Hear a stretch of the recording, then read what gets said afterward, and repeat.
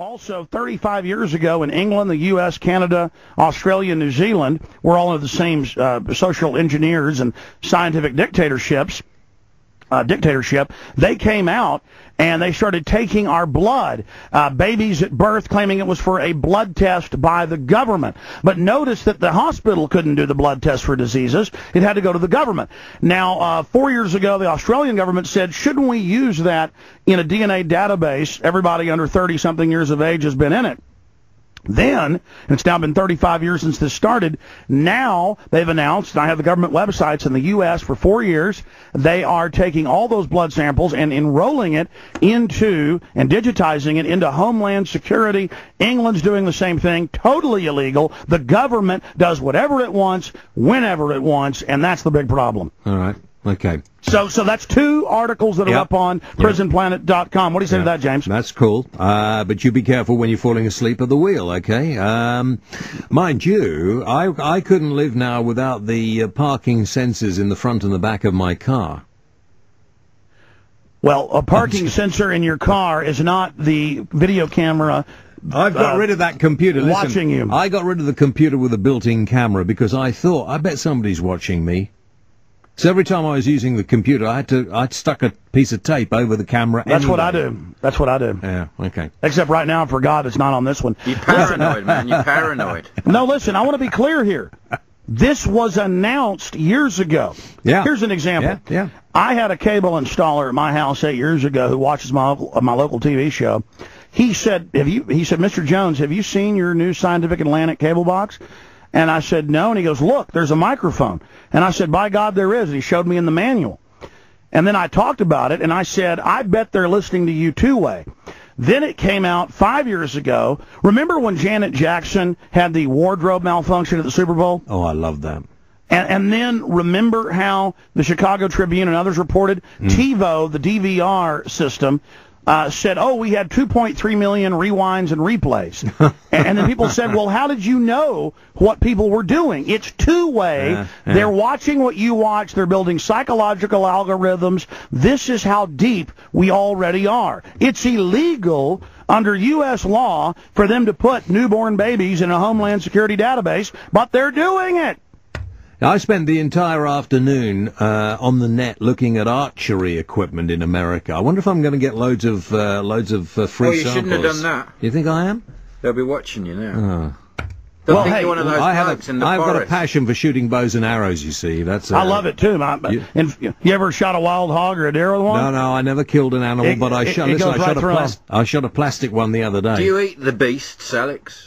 Absolutely. I just ate some delicious wild hog on our ranch Saturday night. That's all right then, isn't it? Have you heard of Howard Hill? I have not. I've heard of Benny Hill. No, Benny Hill's not. Howard Hill was a legendary American archer who's written many books. He's dead now, but you should look at some of the. You know, I never got.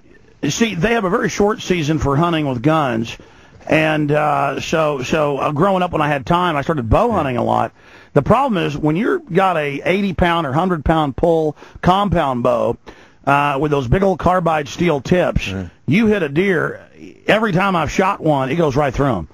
But they fall down immediately. It's high-powered, man. I have a compound bow. All right. This is not Robin of Locksley's bow. No. It's a nice piece. I have a compound bow, but I prefer to shoot the original longbow if possible. He shoots rubber animals. I shoot rubber animals because. Well, it takes more skill and more strength to use the longbow you're using. Yeah. Fred Bear is he's a well-known bow maker in America. I'm trying to get somebody to get me one of his bows. So listen, Alex, that's what I want for my birthday. It's in May. Now, listen, here's a question for you. This one's from Richard in Harrow, which is north of London. He said, please tell Alex that Paul Joseph Watson, are you familiar with him? Absolutely. Okay. He is. Go on. He runs prisonplanet.com. He lives in Sheffield. Right. He was fantastic when he challenged the BBC producer responsible for the 9/11 hit piece. So people over here have been watching that and just want you to know. Well, also, BBC on two channels, BBC 24 and BBC World, both reported 26 minutes before Building 7, the 47-story building, fell at 5:30 in the afternoon. No plane hit it, small fires. And BBC on 2 channels simultaneously comes on and says, the Solomon Brothers building, Building 7, has fallen due to fires in its own footprint in what appeared to be a controlled demolition, but was not. It was the fires. And then they give That's a very Dick Van Dyke voice, Alex. Well, I mean, that's you don't want me to speak American. Go ahead. I'm not making fun of. Go on, do your American accent, John. No, it's very good. I can't do it. I can't do it. Do you John Wayne? Do you John Wayne? It won't insult me. I want to hear it. Get off your horse and drink your milk. Anyway, listen. He said that's I'm good. John Wayne. I'm sorry. Let's take some calls. Okay, this is Chris, who's in Cumbria. Cumbria is up on the west coast of England. It's got a big nuclear power station there. Yes, Chris. Thank you, James.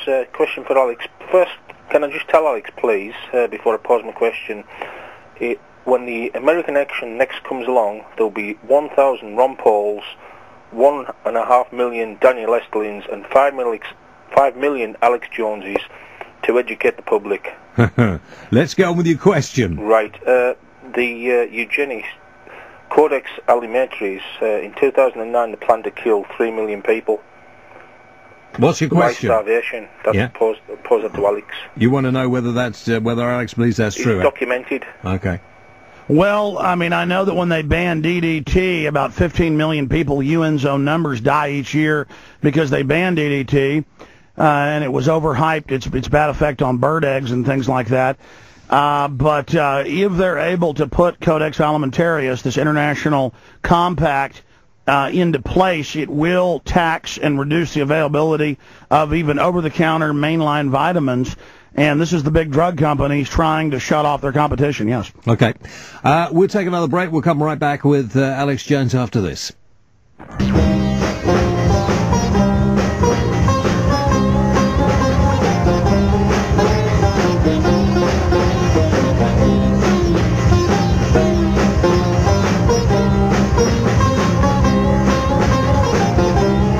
You got to stop doing the curry music, man. You're getting really hungry now, man. I could do with a biryani now. Well, someone might deliver one. I wouldn't eat it though. I wonder if you could get a curry in Texas. Oh, absolutely. There's some of the best Indian restaurants I've eaten at in the country. No, I don't believe you would. Here in Austin, a lot of Middle Eastern stuff. Really? As well, yeah. I love tandoori chicken.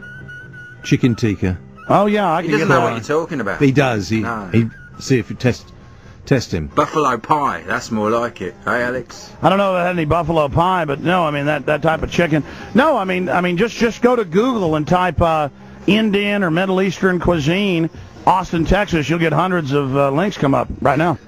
You forget now how we're having valuable discussions here on air. You forget how big America is, don't you? Well, you've got to lighten the load occasionally, Alex. I mean, if we're not going to be here for much longer, we might as well enjoy ourselves. Well, no, I want to be clear. The globalist plan to exterminate the mass of humanity isn't going too well. But the wars did kill over 200 million people last century, and that was just a warm-up. And they're now claiming Iran has attacked the Green Zone. They're claiming that Iran is behind Al-Qaeda. When the Shiites run Iran, that's the opposite group. The globalists could stage a nuke attack in the U.S. next week. These people are dangerous. Let's be serious about this for one moment. The amount of nobody knows the full amount, but it could be easily upwards to 1 million people in Iraq have lost their lives. You know, it's well over that. They'll tell you 4,000 American troops sadly have lost their lives. By the way, that's a big lie. Let me just tell you, 2 years ago it was 15,000. They don't count if you die on a plane flying out of Iraq to Ramstein in Germany, or into London, or into the U.S., or into the other military hospitals. If you die of brain injury 6 months later or a month later in the U.S., it doesn't count. Only deaths in country. It's more than 15,000 U.S. troops. The British Lancet said 650,000 2 years ago. It's well over 1 million now, and it was well over 1 million in the 12 years before the war started. And has it made the world a safer place? No, it's actually become a factory of real terrorists. Exactly.